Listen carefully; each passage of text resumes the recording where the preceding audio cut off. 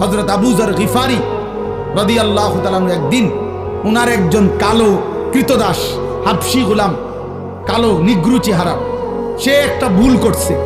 তো উনারে একটা ছোট্ট গালি দিছে। গালিটা কি? উনি শুধু বলছে, হেরে ইয়াবনাস সাউদা, হে কালা বেড়ির ভূত, এই কথাইটা কইছে।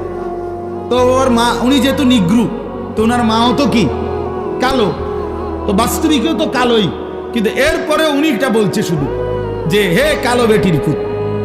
এই কথাইটা নবীজি শুনছে, বুখারীর হাদিস। আল্লাহর নবী সাথে সাথে বলছেন উনারে, ইন্নাকা মরউন ফিকা জাহিলিয়া, এই সাহাবী, যদিও কালেমা পড়ছ, মুসলমান হইছো ঠিক, কিন্তু তোমার মধ্যে এখনো জাহিলিয়াতের অভ্যাস আছে। তুমি কেমনে এটা বললা? তোমার কৃতদাসকে গালি দিলা কেমনে?